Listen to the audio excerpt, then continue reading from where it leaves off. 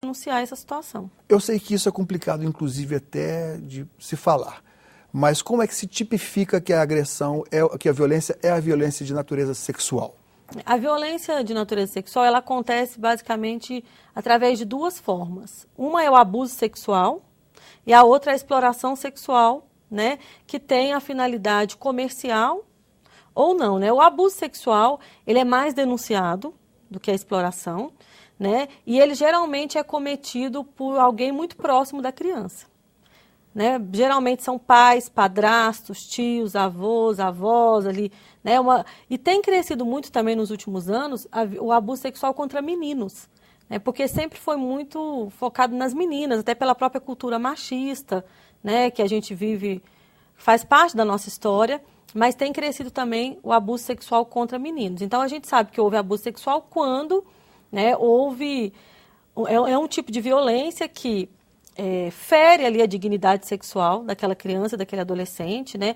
Ele não necessariamente precisa ter, muitas vezes as pessoas pensam que para ser abuso sexual tem que ter o estupro, tem que ter a penetração. Não, né? A própria manipulação, conversas que não são próprias para a idade da criança, vinculada à questão, né, da sexualidade. Então, tudo isso é considerado abuso sexual. E são crimes de uma violência revoltante, porque acontece exatamente na formação, na faixa etária em que a pessoa está formando sua personalidade. Sim, né? O abuso sexual acontece muito a partir da primeira infância, né? Já a exploração é mais voltada, né, para crianças aí mais a partir de 10 anos até a adolescência, né? Que no caso da exploração sexual, há ali o envolvimento dessa criança e desse adolescente, muitas vezes, em situações de comercialização do seu corpo.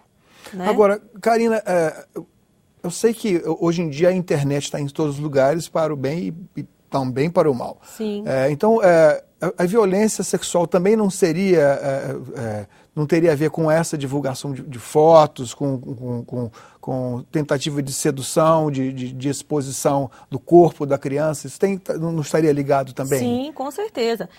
Com o avanço da internet, das tecnologias, né, de comunicação, de informação, tem crescido muito, né, as denúncias também envolvendo essas situações de violência, né, nesse universo aí. Porque me parece que não é necessário que a violência que você fala até agora é em que houve uma intervenção física, né? Houve um contato físico. Mas me parece que a violência começa até antes, porque se você... Sim, a sedução, né? Então, muitas vezes na internet, nesses chats de bate-papo, né, os autores de violência sexual, eles entram ali, começam a se comunicar ali com o adolescente, com a criança, começa no próprio contexto da internet, já inicia, mesmo sem contato. Isso é considerado abuso sexual. Quando vocês recebem uma denúncia de violência sexual contra criança ou adolescente, qual é o procedimento que vocês adotam? Então, quando chega a denúncia lá no Disque 100, a Secretaria encaminha para o Conselho Tutelar, né, prioritariamente, porque o Estatuto da Criança e do Adolescente, ele estabelece que antes da autoridade policial?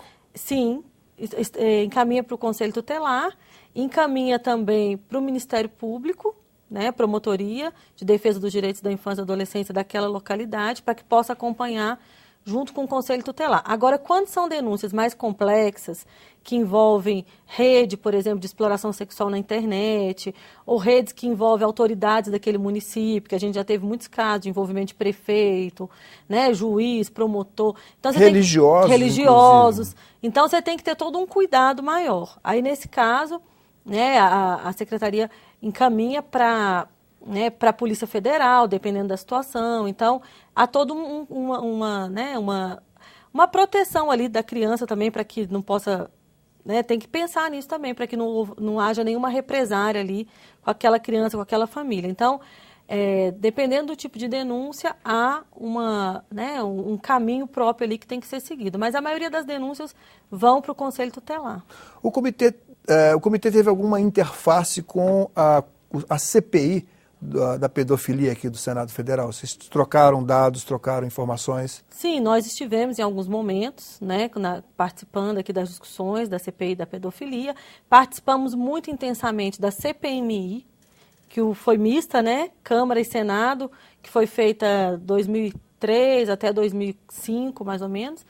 né, que era presidida pela Maria do Rosário, que hoje é ministra, e a senadora Patrícia.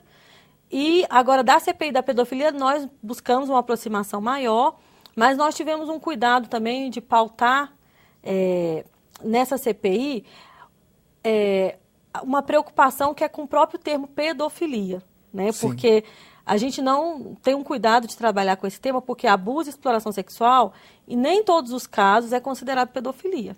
O pedófilo que é considerado pedófilo mesmo pela Organização Mundial de Saúde, né, que é um transtorno, ele é minoria nesse caso de abuso sexual. Então, a maioria dos autores de abuso e de exploração sexual não são pedófilos, né? Então, a gente teve esse cuidado para que não daqui a pouco toda a população, acho que toda situação que acontece é pedofilia.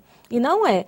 A violência acontece muito mais por uma questão cultural, do machismo, né, por uma questão econômica, de sobrevivência, né, do que por um transtorno mesmo, né, que é o caso da pedofilia. Karina, houve um caso, inclusive no Maranhão, de um senhor que era avô, que era pai e avô. Sim. Ao mesmo tempo da prole, né? Sempre tem essas situações. Por Nesse quê? caso, esse caso há uma agressão sexual. Porque muitos desses casos, eles acontecem pela questão machista que eu te falei. O homem ali, o pai, acha que ele tem o direito sobre a filha. Inclusive, a gente já acompanhou várias situações que ele fala, não, eu tenho que ser o primeiro a ter relação com ela porque ela é minha filha. Um costume medieval, né? E aí, então, nesse sentido,